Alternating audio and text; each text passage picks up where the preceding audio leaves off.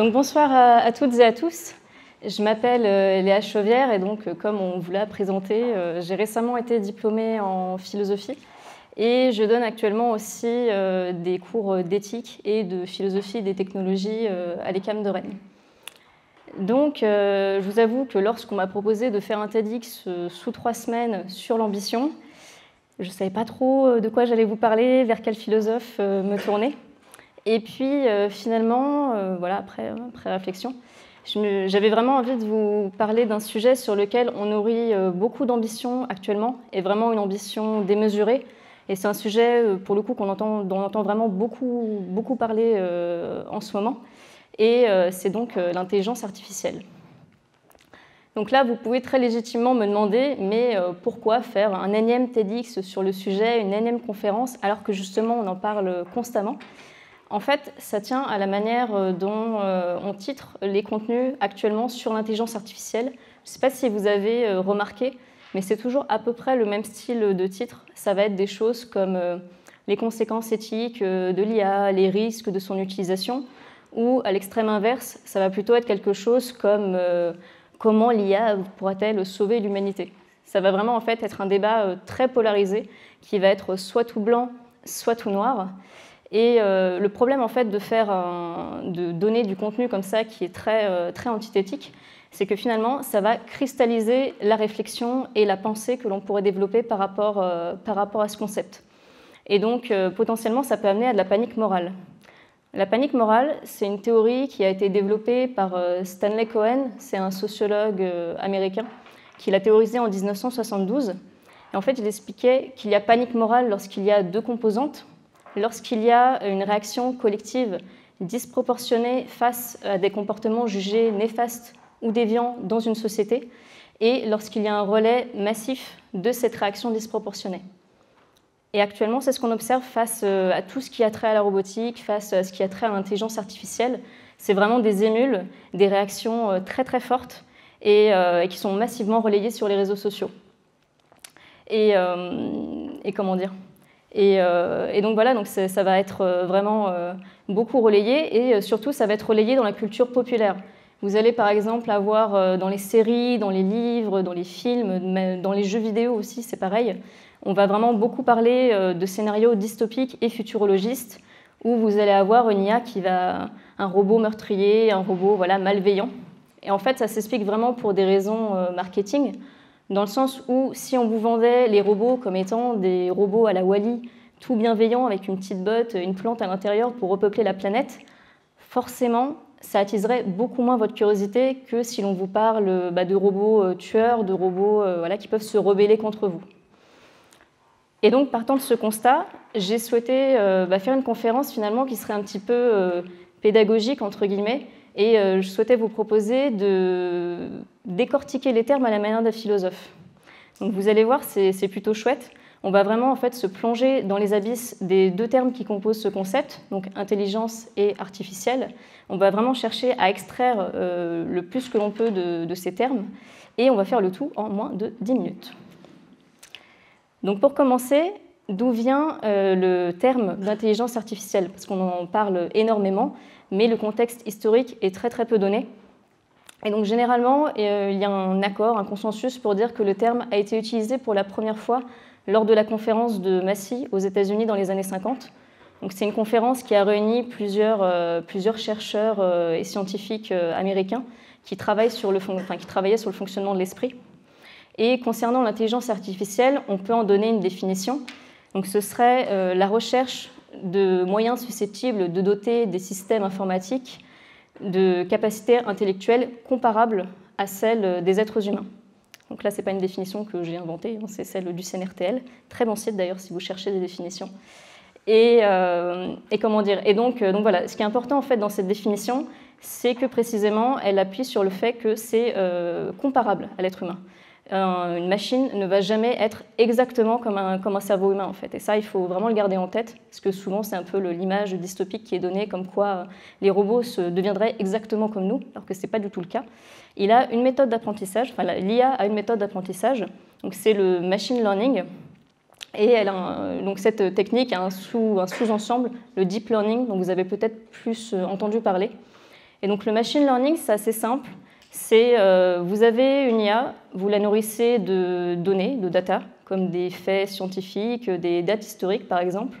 Et de ça, en fait, elle va tirer une régularité statistique par des schémas répétitifs, en fait. Mais donc, elle va créer absolument aucune nouvelle donnée. Les données qu'elle va avoir, qu'elle va vous sortir, ça va être les données que vous lui aurez données à la base. Et donc, elle est un petit peu différente du deep learning, dans le sens où le deep learning va être plus gourmand en données. Il va demander donc des volumes de données plus importantes et il va être capable donc de faire des tâches plus complexes. Donc c'est voilà, à peu près la seule, enfin, une des nuances qu'il y a. Les modalités techniques en fait sont un petit peu différentes. Et surtout, il faut savoir que concernant l'intelligence artificielle, et ça c'est assez peu dit, vous avez vraiment une grosse différence entre l'IA faible et l'IA forte. Donc là, voilà, vous avez deux images. Donc l'IA faible, c'est celle qui va être sur votre gauche, l'IA forte sur votre droite. En fait, ce qui les différencie, c'est que l'IA faible, elle va rester, c'est actuellement toutes les IA qu'on a. L'IA forte n'existe pas, je vais vous expliquer pourquoi. L'IA faible, en fait, c'est vraiment celle qui va rester sur une seule tâche. C'est la machine des temps modernes de Chaplin qui va rester qui va exécuter une tâche et qui va rester dessus. Et l'IA forte, par contre, ça va être celle qui est relayée vraiment dans les discours dystopiques. Donc c'est une IA qui aurait conscience d'elle-même, qui se ferait sa propre représentation du monde et qui serait autonome vis-à-vis de l'être humain. Et actuellement, ça n'existe pas en fait. On n'en est pas du tout à ce stade-là. On ne sait pas du tout si on sera à ce stade-là à un moment donné dans le domaine scientifique. Et c'est pourtant celle qui est relayée dans les discours futurologistes et qui amène précisément à la panique morale. Parce que c'est celle-là justement auquel on va dire qu'elle ressemble beaucoup à l'être humain. Et donc maintenant, en fait, le problème, c'est que là, je vous ai présenté les aspects techniques de l'intelligence artificielle, mais on ne comprend pas vraiment pourquoi ce concept gêne autant. Pourquoi ça crée autant d'émules, pourquoi ça amène justement à des réactions aussi fortes. C'est qu'en fait, l'intelligence artificielle, donc, comme je vous le disais, elle est composée de deux termes, et c'est vraiment à partir de ce moment-là qu'on va plus rentrer dans le travail philosophique à proprement parler. C'est en définissant ces deux termes pour réussir à comprendre en fait ce qui nous gêne par rapport à ça. Et donc l'intelligence, on peut la définir, donc là pareil, c'est des définitions du CNRTL que je vous donne de nouveau. Et l'intelligence, on peut dire que c'est l'organisation du réel en pensée chez l'être humain et en acte chez l'être humain et l'animal. Et donc je vais vous expliquer pourquoi une nuance a été faite entre humain et animal par la suite. Et en ce qui concerne l'artificiel, on peut définir comme étant ce qui est dû à l'art, ce qui est fabriqué, fait de toutes pièces, qui imite la nature humaine. Et donc là, en fait, la tension de ce concept, elle réside dans le fait qu'on ne comprend pas vraiment pourquoi on parle à la fois de quelque chose qui est proprement humain et qui en même temps serait fabriqué par l'être humain au même moment. Et en fait, la tension réside vraiment par rapport à ça. Parce que ça paraît un peu étrange de dire ça. Il faut savoir que cette tension, elle n'est pas du tout, la réflexion autour de cette tension n'est pas du tout contemporaine. Ce n'est pas du tout quelque chose qui nous tombe d'un coup dessus au XXIe siècle. En fait, la peur des robots, d'une intelligence mécanisée, elle a déjà été pensée auparavant, et notamment par Leibniz, qui avait imaginé une machine intelligente qu'il avait appelée le calculus ratiocinator, je crois, le nom un peu particulier. Et en gros, c'était une machine qui devait dire si tel énoncé est vrai ou faux, telle phrase est vraie ou fausse. Et vous avez surtout, donc ça c'était en 1666, et ensuite, vous avez, auparavant un petit peu, vous avez en 1637 Descartes qui a théorisé ce qu'on appelle la théorie de l'animal-machine. Et donc là, voilà, c'est pas le dessin de Descartes, il n'en a pas vraiment forcément fait. Là, c'est Jacques de Vaucanson donc, qui avait imaginé un canard artificiel, mais c'est exactement le même principe. En fait, c'est le fait d'imaginer l'animal comme étant un automate avec des parties comme une horloge. Vous avez un cadran, des rouages, des aiguilles, et vous mettez le tout en route et ça devient automatique. Et Descartes est allé plus loin en fait. Donc il cherchait donc déjà, il a souhaité faire ça en fait parce qu'il souhaitait établir une différence de nature entre l'être humain et l'animal. Et il allait plus loin donc en disant que puisque l'animal ne développe pas de langage, alors il ne développe pas de pensée. S'il ne développe pas de pensée, alors il ne développe pas de conscience. S'il ne développe pas de conscience, il ne ressent pas de douleur. Et donc, auquel cas, l'animal, on peut le reléguer au statut d'objet. Et donc là, je ne sais pas vous, mais personnellement, ça me fait énormément penser aux choses, enfin aux questions que l'on se pose par rapport à l'intelligence artificielle actuellement. C'est dans le cas des IA fortes, est-ce qu'elles vont avoir justement des consciences? Est-ce que le fait de leur avoir donné, enfin de leur avoir implémenté le langage naturel fait que voilà, elles pourront développer une conscience par la suite? Toutes ces questions en fait que l'on se pose. Et ensuite, donc, vous avez Leibniz qui a prolongé cette théorie en expliquant que, ok, on peut comparer l'animal à une machine, en soi, c'est pas gênant de faire ça, mais pour autant, on ne peut pas considérer en fait, que c'est comme une horloge, que c'est comme un objet. En fait, Leibniz a vraiment dit qu'il y avait une unité par rapport à l'animal pour justement le différencier de l'objet. Et donc là, c'est un de ses commentateurs, Jean-Marie Frey, qui a donné un exemple très parlant pour expliquer en fait, cette idée. Il a dit, si vous avez un carreau de marbre et que vous le cassez en deux, vous avez 2 carreaux de marbre.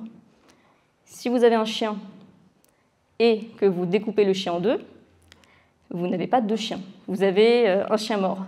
Et en fait, si on compare, si on transpose cette idée par rapport à l'intelligence artificielle, on se rend compte que là, si par exemple il y avait un robot aspirateur devant moi, que je le coupais en deux, je pense qu'il n'y a personne qui viendrait me dire que j'ai tué ce robot aspirateur, en fait. Si on se rend bien compte que finalement, l'IA, elle est reléguée au statut d'objet. C'est un objet, on ne peut pas la considérer comme étant un être vivant, finalement. Et donc toute cette partie, voilà, c'était vraiment pour vous expliquer qu'on peut dépasser la panique morale quand on va un petit peu plus loin dans les termes. Et surtout, par rapport aux termes d'intelligence, il faut savoir que quand on parle d'intelligence artificielle, on a vraiment l'impression que l'on parle d'un seul type d'intelligence, comme si on faisait la promotion d'une intelligence en particulier, alors qu'actuellement, en science, il n'y a absolument pas de consensus, en fait, par rapport à l'intelligence. Vous avez différents paradigmes, donc c'est différents consensus. Vous avez par exemple le paradigme développemental de Piaget, vous avez le paradigme de la cognition qui provient des neurosciences, vous avez aussi le paradigme des intelligences multiples de Howard Gardner. Enfin voilà, vous avez vraiment, il n'y a pas du tout un type d'intelligence qui est promu finalement. Généralement, on s'accorde plutôt à dire qu'il y a 2 grandes familles entre guillemets, donc l'intelligence théorique et l'intelligence pratique. Et là, en fait, c'est assez intéressant de faire la nuance entre les deux, parce qu'on se rend compte que finalement, ce qui peut être intelligent dans une situation, ce n'est pas forcément de l'intelligence théorique, en fait, le savoir. Je vous donne un exemple. Si vous êtes dans la rue et que vous êtes en train de vous faire braquer, si vous parlez du théorème de Pythagore à la personne, bon, on se rend bien compte que ce n'est pas ce qu'il y avait de plus forcément intelligent à faire, en fait, à ce moment-là. Ça aurait plutôt, on se doute bien qu'il n'aurait pas fallu faire ça. Et ça, c'est un peu l'idée et il y a aussi une idée qui est relayée, c'est l'idée que l'intelligence serait fixe. Et donc ça vient vraiment du paradigme d'Alfred Binet qui a créé le test de QI. Il y a vraiment cette idée qu'en gros, à partir de tel moment de votre vie, vous avez 120 QI et ça va rester comme ça toute votre vie. Alors que pas du tout. Il y a des paradigmes, par exemple, il y a un paradigme qui explique qu'en fait, finalement, l'intelligence, elle va évoluer selon votre contexte socio-culturel, enfin votre environnement, et qu'une personne ayant accès à l'éducation, à la culture, va potentiellement pouvoir beaucoup plus facilement développer son intelligence qu'une personne qui n'y a pas accès. Et donc là, pareil, j'ai un exemple très concret à vous donner. Vous pouvez très bien avoir été en échec scolaire à un moment donné de votre vie, et puis vous retrouver un vendredi soir à faire un TEDx devant plusieurs personnes. Donc voilà, l'intelligence n'est pas fixe, ça peut évoluer, et tout dépend comment vous la voyez. Et donc en conclusion, c'était pour vous montrer que finalement l'intelligence artificielle, contrairement aux idées qui sont relayées, on peut en parler sans la déifier ou la diaboliser. On peut avoir un discours beaucoup plus gris, pas forcément neutre, mais beaucoup plus réfléchi, enfin pas réfléchi, mais beaucoup plus détaillé, on va dire, par rapport à ce concept. Et finalement, c'est peut-être cet entre-deux qui serait intéressant de promouvoir actuellement sur des sujets brûlants d'actualité, parce que là, je vous parle d'intelligence artificielle, mais il y a beaucoup de sujets sur lesquels ça pourrait s'appliquer. Et peut-être que cela, justement, ça permettrait aux citoyennes et aux citoyens d'avoir leur souveraineté par rapport à ces sujets, en leur permettant de développer un avis libre et éclairé dessus. Merci de votre attention.